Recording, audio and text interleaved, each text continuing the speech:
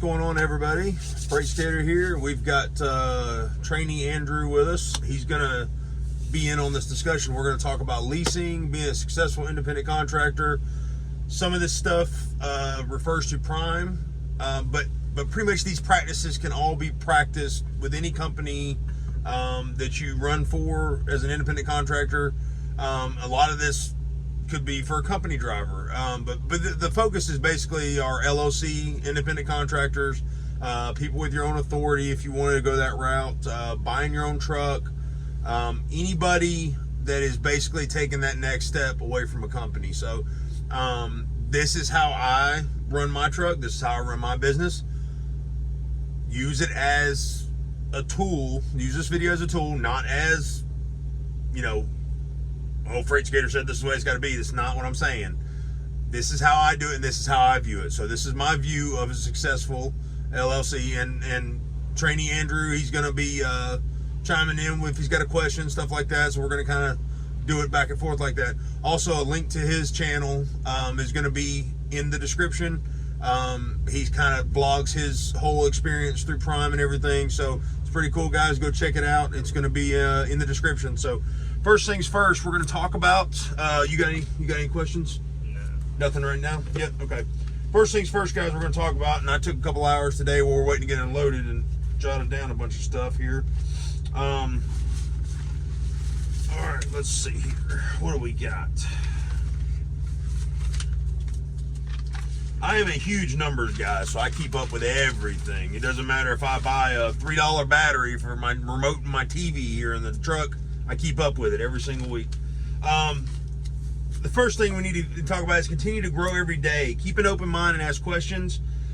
Take a little piece of all the info that you have and have been given, have you learned, and use it to your advantage. So that means it could be just this video. You take a little piece of this video and make it your own. You know, everybody truck's different. Everybody flatbed's different. You know, I may do things a little bit different than Trainee Andrew would. In a certain situation. Doesn't mean it's not legal, doesn't mean it's not right. It's just the way I flatbed. So, and that's what I tell my trainees, you know, keep an open mind. Don't just say, well, my trainer taught me this and then that's it. Because that's not. I don't know everything. I never will know everything.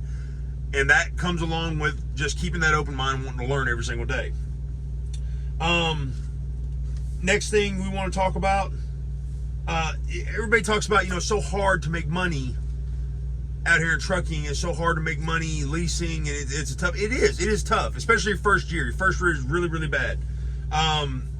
There's a lot of things people don't think about. Well, you're buying stuff for your business. You're trying to get it kicked off. You're trying to buy that GPS or buy that refrigerator for your truck. You know, everybody wants to be comfortable, obviously, you know. But the thing about it is, guys, is if you don't have to have it, don't invest in it. If it's not going to invest back into your business in the long run, that first year, kind of cut back a little bit, because the biggest thing is you are getting lifted off the ground. These are new territories for you. You are moving into uncharted waters that you haven't seen yet. So take it easy, take it slow, take your time, be safe. You know, it's a big thing. Don't get a $1,500, $2,000 settlement and turn around and blow $1,500, $2,000 that week on a new TV or something like that. Be frugal with your money. Your first year is going to be rough. Just remember that.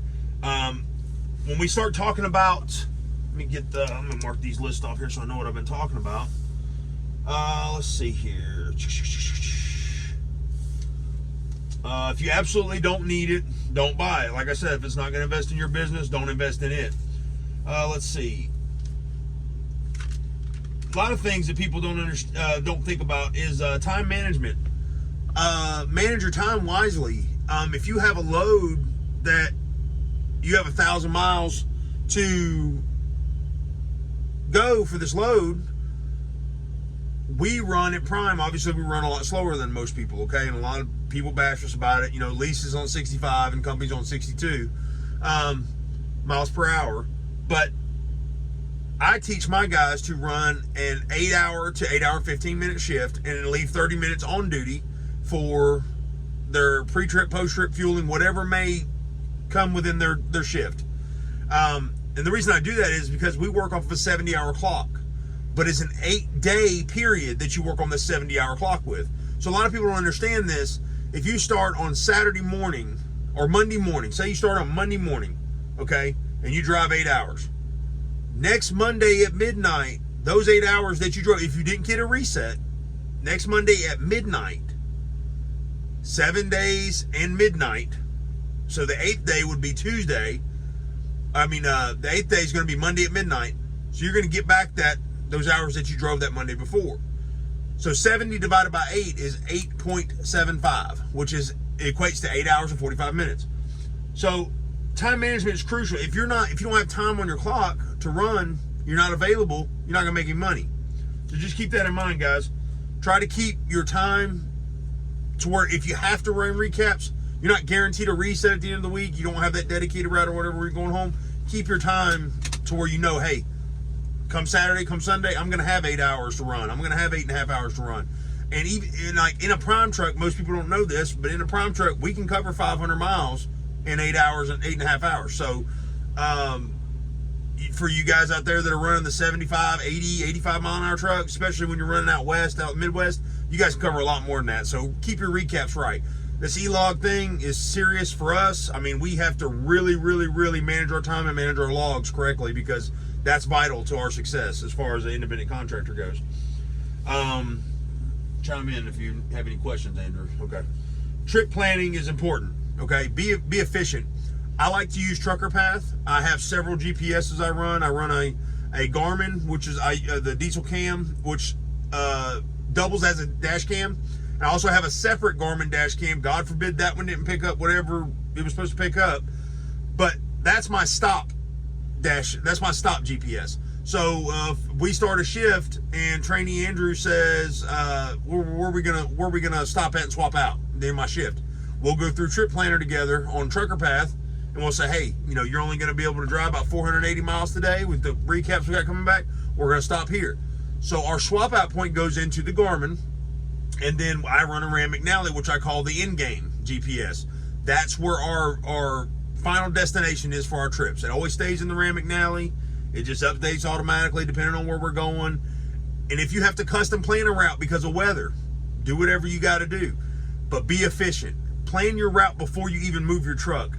Use the information dispatch is giving you, whether it's going to your O1, the time that you have available, your weather, everything. Plan your route and be efficient. Don't let that mess you up, because it goes along with time management as well. If you don't plan your route, guess what? You're wasting time. Time's money. So don't forget that, guys. It's a big deal. What's a good app or website to use for weather planning? What I like to do is I do manual weather. So I will use the Weather Channel app, and I will basically, there are certain apps out there that you can run a route with and then coincide with the weather and all that. I will basically I start with the Trip Planner on Trucker Path, and we will run whatever route that we know we want to run. Select that route on Trucker Path, then I will view the weather separately and basically see how it's going to move in the next 2 days. If we know that trip is going to take 2 days, you want to be looking ahead at least 2 days, 3 days in advance to know what you're going to encounter en route and what you could encounter while you're there. God forbid you get stuck wherever you're dropping at. So that's a big deal. Okay, let's see what else we got here. Trip planning. Okay, guys, we're talking about loads. A lot of guys here at Prime, they like being, you get dispatched. A lot of people don't, if you're not with Prime, you don't know how this works.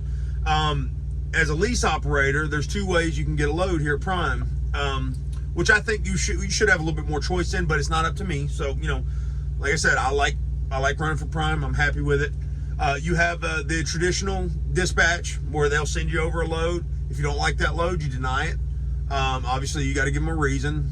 What's up? Weather. I don't feel comfortable. We need an overnighter instead of a long run. Trying to push one more trip off for the week.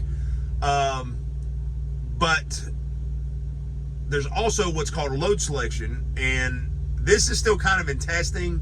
I am actually currently on it. I do like it. The way it works is you get, as soon as you get empty, your PTA, your predicted time availability, updates, and you get to select from 3 loads. If you don't like those 3 loads, you deny all 3 of them with a reason, and then you give it about 5-10 minutes, and it resets again, and you get to select 3 more loads. You only get 2 shots at that initially, so if you don't like those 6 loads, then dispatch takes over, then sales takes over, and then they dispatch you. If you don't like what they got, you send an empty, a no in, a refusal, and then you get 3 more loads. And this goes on for like 3 cycles. So, but what I want to talk to you guys about is as far as loads go, don't just deny loads based on the revenue.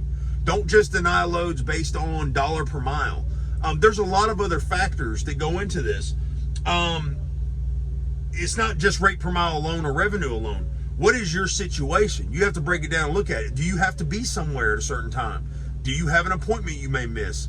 Are you already at a certain, or do you need to max a certain income level out before the end of the week? Our pay periods run Tuesday to Tuesday, or Wednesday to Tuesday. So Tuesday at 4 o'clock Central, we are having to scan in our last trip of the week. So that comes to the next thing I want to talk about. We're gonna kind of go into the denying loads things. For us here at Prime, me personally, I'm a team truck because we do training. And if I do a PSD student, I'm not a team truck. I'm actually a solo truck. But right now, like Trainee Andrew, he's in TNT phase right now. I like to keep my truck at $1,000 a day. It's a team truck, $7,000 a week for 7 days. I mean, I'm away from my family. This is what I need. So $1,000 a day for a team truck. Okay, that's there. I know I'm gonna see some comments. I know there's solo guys out there hauling stuff. You guys are making $5 a mile, $6 a mile. Fantastic, awesome, congratulations. I'm gonna get a lot of ridicule for being here at Prime. I don't care. It doesn't matter to me. This is my situation. So $1,000 a day would like to stay. Okay. As far as solo goes here at Prime, when I was solo before I started training, I like to keep my truck at $650, $700 a day. Okay. So, and more. So 4,000 and up for solo, 7,000 and up for team. Okay. That covers my expenses. That puts, you know, $2,500 to $3,000 in the bank a week for me. I'm happy. All right. That you're not going to have weeks like that all the time. You may have a week where you get only $5,200 in revenue, and then the next week you have $9,000 in revenue. It just always offset. The bottom line is take your average overall at the end of the year, and then all weeks considered. Whether it's a go home week, you were out, your truck was down, 52 weeks. Take that average, what you made that year, and divide it by 52. That'll give you what you made all year long, every single week. It's going to vary, but it all depends on you, how you're going to run your truck. So, you got any questions on that, Andrew? Yeah, when you're first starting out, if you're going to go leasing by yourself, how do you walk that line between, you know, I need good revenue for my truck, but I'm not going to sit here and deny every load to get your DM upset at you because you're new, so you got to kind of prove yourself. This is a really good question because a lot of guys here at Prime, you know, you get fed. You got the guys that have been here forever, and they tell you, well, you know, your FM works for you, and you know, you're his boss and all this. That's the wrong attitude to go into. Personally, I believe it's a partnership. Without these resources at Prime, without these people here at Prime, we cannot be successful alone. So what I would do, and what I did do when I started out solo, was I kept an open mind and I just ran the freight. I ran the freight until I started realizing, hey, this is a good market area to be in. This is a bad market area to be in. But this, like I said, this is going to go hand in hand with the denying the load thing. You will start realizing that sometimes taking a lesser paying load that will put you into a better area, especially for a weekend reload, is a great option to keep in mind. Situation, I'll throw a scenario at you. We were in Louisiana. We dropped in Louisiana one day, and it was on a Thursday, and I had, not me and you, but it was another trainee, I had a choice. I could have took an $1,800 load to Houston, Texas for a Friday morning drop, or I could have took like a $900 load to the southern part of Illinois for a Friday morning drop. Both of them overnighters. Obviously, the Houston load's a no-brainer, right? Well, for Prime, you don't want to be stuck in Texas on Friday. Used to be, you know, a couple years ago, Texas was booming for us, but it's kind of scarce. It's great solo ground, but team runs, not so much. Yeah. It's hit and miss. It's very dicey. But Illinois, Indiana, Ohio, Iowa, Missouri, that area right there, that's a honeypot. That's a sweet spot for freight for team guys. So even solo guys, you can pull something out of Cooper Beeline in Troy, Illinois. You could be pulling a $2,500 load for the weekend that's only going 1,000 miles. That's $2.50 a mile. That's great money for prime. So for prime drivers. So sometimes it's good to take that hit initially to get the big payoff in the end, depending on your week. But this all goes back to what's your current situation in the week. You may, by Friday, you might already have $4,000 as a solo driver. And you might say, hey, man, it's really no big deal. I can go either way because whatever I'm going to get for the weekend, it's just going to be icing on the cake. So it all depends on what situation you're in. Let's see. Now, when we start talking about that revenue and you don't want to deny loads, when you get to that point, okay, stick to it.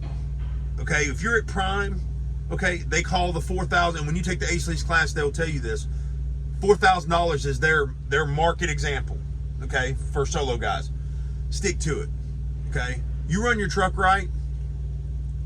These trucks are set on eco mode. They're not meant to be fast trucks. They're not going to be crazy powerful. Run it on eco mode. Okay, I like running my truck at 61. If we have tight runs, we will crank it up to 65. But the bottom line is, guys, you got to think about it. These trucks are set on eco mode. They're not set on performance mode. Okay, they're not going to be performance trucks. Number two, a lot of guys say, well, I run 65 all the time because I'm going to get an extra load out of the week. Are you guaranteed an extra load? No, you're not. You're not guaranteed an extra load.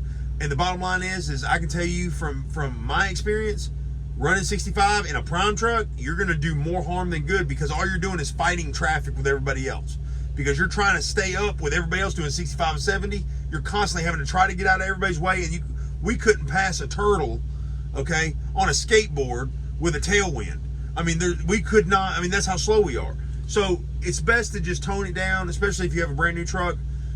When you hit that 100,000 mile mark, your truck gets a little bit more broke in, and you can kind of crank it up to 65, still get decent fuel mileage. But guys, 61's like the magic number for these trucks. Just hit 61 cruise, let the truck do its thing, and sit back and ride and just enjoy your trip. It's going to save you a lot of money in the long run. When we start talking about fuel, let's start talking about IFTA. Let's start talking about these things here. Let me see here. IFTA is a big deal. A lot of people don't understand it. I don't fully understand it. I understand the gist of IFTA. And I can tell you this, at Prime, our in-house CPAs, Advocate CPAs, actually audits our IFTA automatically every 3 weeks. So, when we start talking about IFTA, this is the easiest way I can explain IFTA. IFTA is like income tax. The more you put in, the more you're subject to get back. So, every state requires you to pay a tax, whether you drive through it or you don't drive through it. Some states have double taxes, some states are surtaxes, what they call it. Some states have mileage taxes. Some have both. Stay away from those states because those surtaxes and mileage taxes, it's not going towards your IFTA.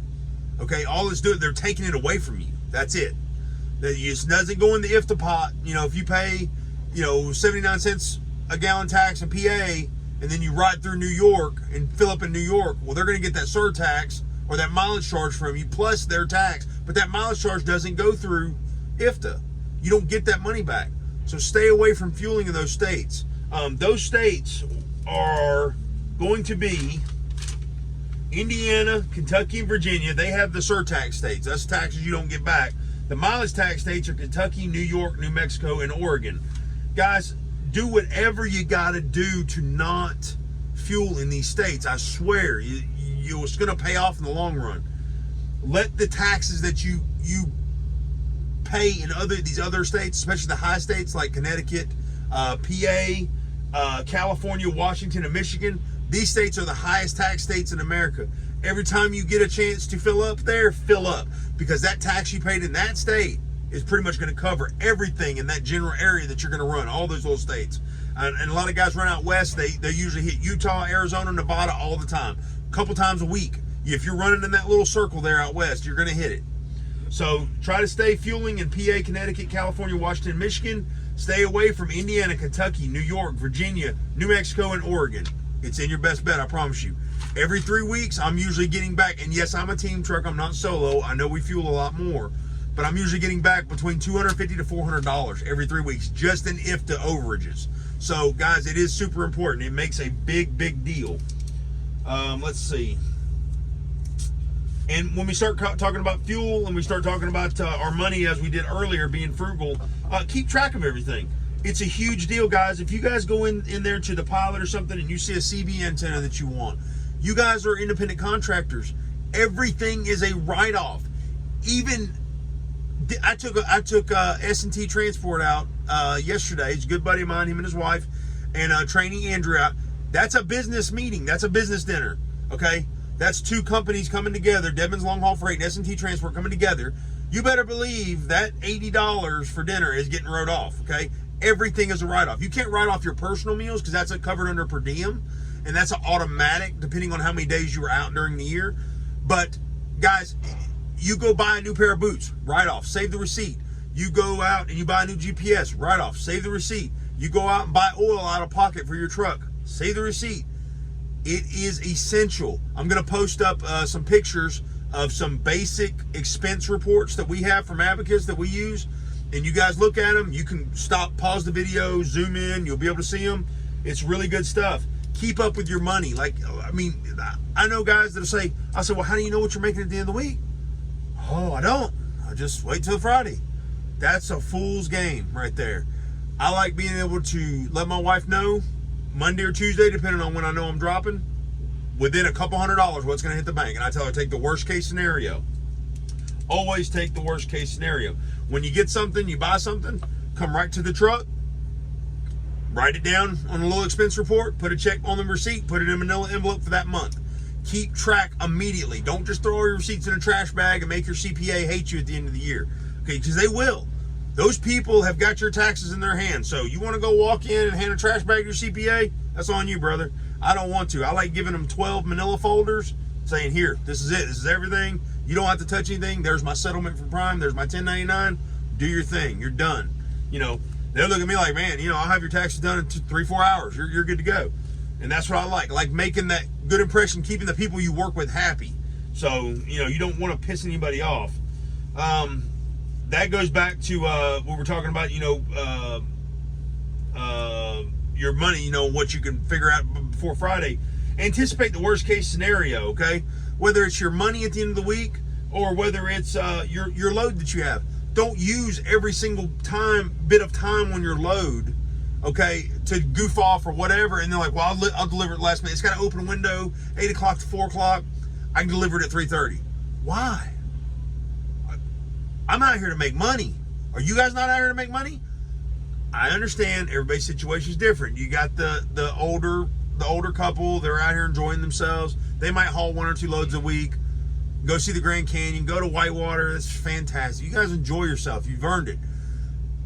Me, I'm not away from my wife and kids for any other reason than to make money. That is it. I don't care about the Grand Canyon. I could care less about Mount Rushmore.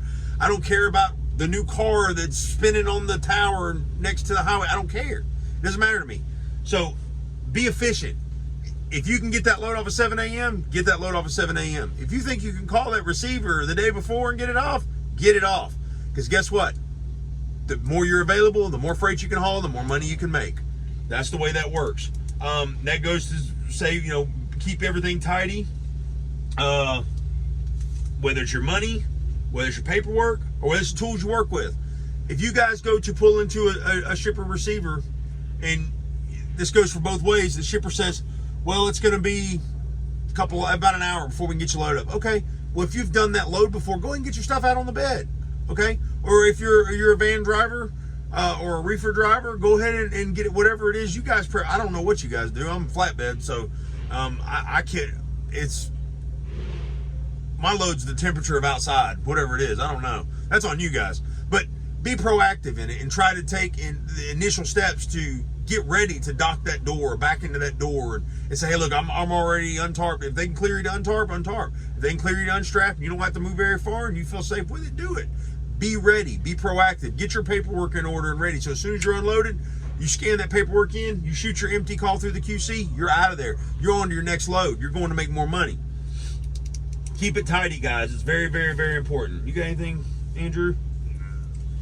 All right, let's see what else we got. We got continue to grow every day. We're touching on a lot of bases here. We got some good stuff here. We talked about our FMs earlier. You don't want to piss off your FM. You're worried about making them mad. Guys, I really do think that it's like a partnership. Communication is key. Okay, if you don't stay in constant contact with your dispatcher and your customers as needed, things can happen. Things can fall through. And that's a bad thing to do. Okay, you can be more successful by communicating and keeping it professional. This goes on to another point I've got. Be respectful and courteous with your communication. We're going to get frustrated out here. You're going to get angry. You're going to be upset at certain times. Don't take it out on somebody just because you're in the heat of the moment. Take a few minutes, take a breather before you make that phone call. And guys, always be professional. That's what you want to represent out here. Whether you're representing Prime, you're representing just your LLC, you're representing anybody, any company that you're running for, be professional. That's the bottom line. That's all you want to do.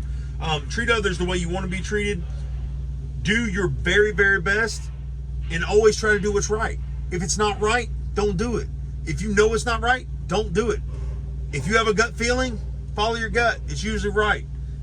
Guys, treat others the way you want to be treated. That goes with your dispatch. It goes with anybody at safety, anybody in-house, other drivers. You know, if you see somebody struggling, get out and help them. You know, if you have the chance to actually get out and help them, get out and help them. The problem is the trucking industry, what it's lacking today is common sense and common courtesy.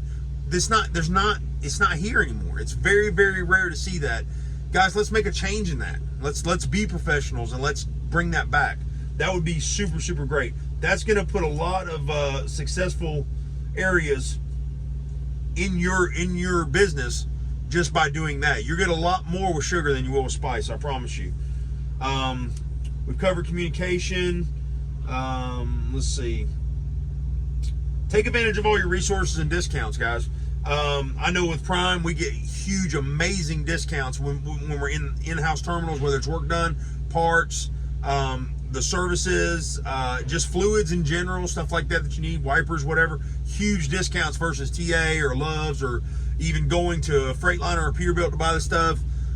Take use of all your resources.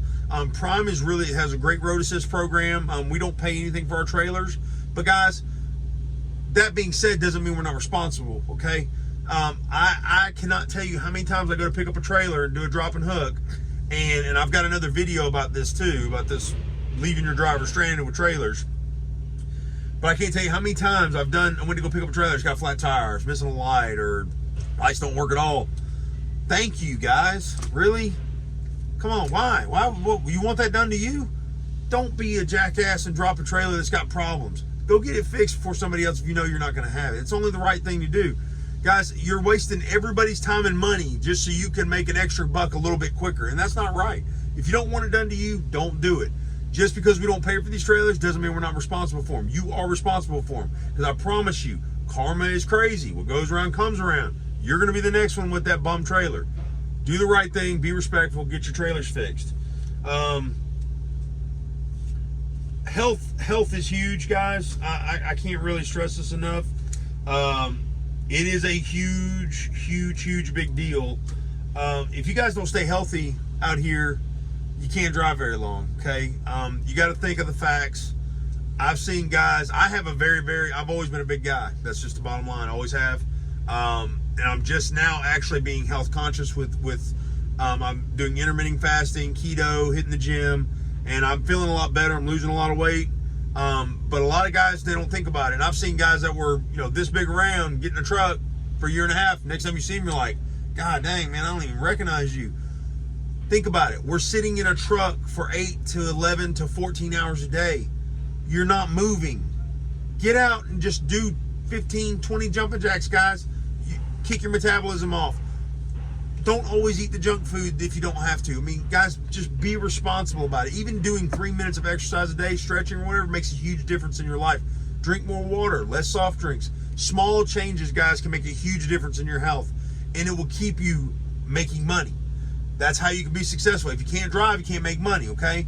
And that's just all there is to it. It's common sense here, guys. let's see what else we got here. We're about to be coming to a close here. I know this is a super long video. Cover your assets. That goes, your numbers, that goes along with when you have someone else riding with you. You don't want to put his life at risk or anything. I don't want him putting my life at risk or anything. Your load. Guys, if you have a gut feeling about your load, this is basically aimed at flatbedders, obviously, because reefer and van and tanker guys, you guys just put it in there and it's close the doors and it's done. But flatbedders, you got a gut feeling about your load, I should throw an extra strap, I should throw an extra chain, please do it. Because the bottom line is your gut's usually right and you're covering your assets that way. If you feel like you need plastic on a load before you tarp it, get the plastic, okay? Don't be foolish, okay? And then that comes back also to being complacent. Don't get complacent. I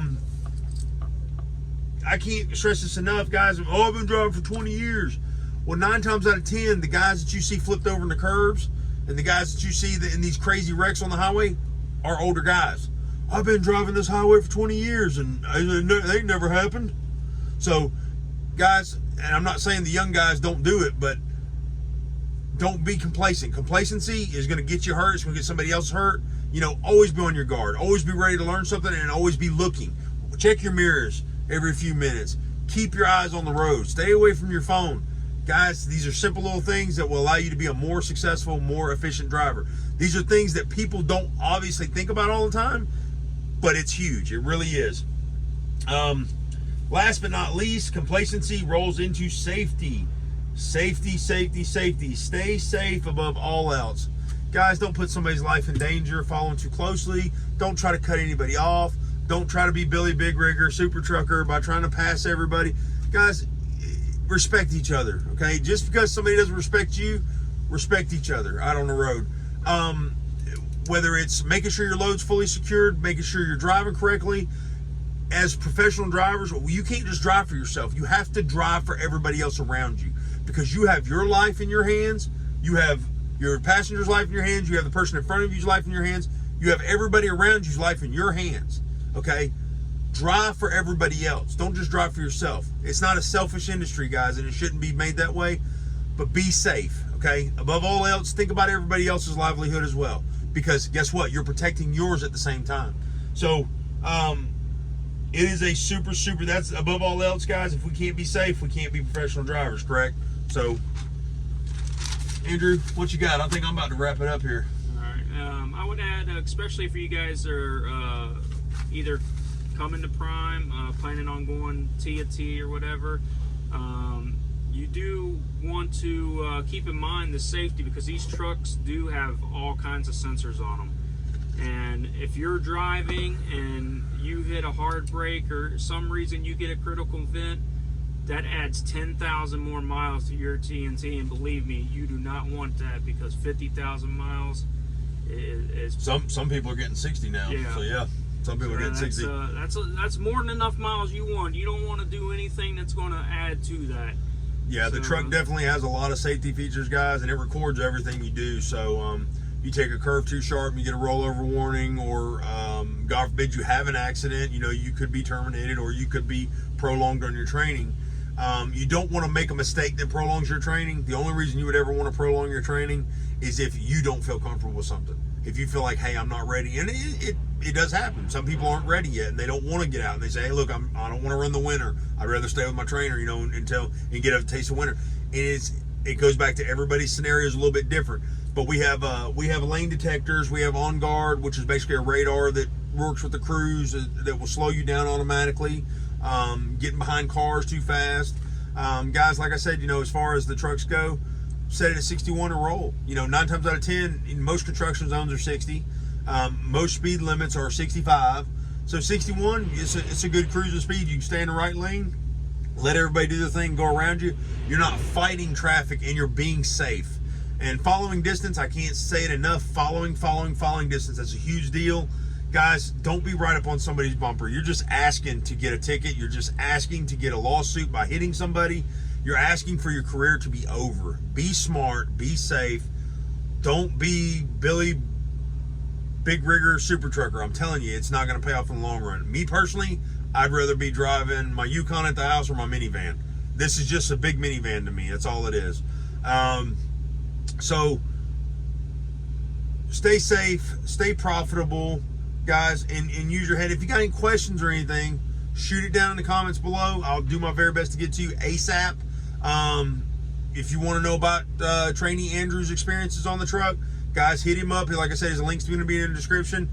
Ask questions. That's the only stupid question is the one you guys don't ask. Because if you're here at Prime and you're new, you're thinking about coming to Prime, you're thinking about coming into trucking in general, guys, leave a comment. I'll get to it. Whatever it is, I promise you, I will find out a way to express that to you, whether it's in video or comment form, and I'll get you the information that you need. If I don't know it, we'll figure it out together. So, guys, this is you good? Yeah, I'm good. Got anything out? All right, Andrew's good. Stay safe, stay prime. God bless, and Fr8sK8R out.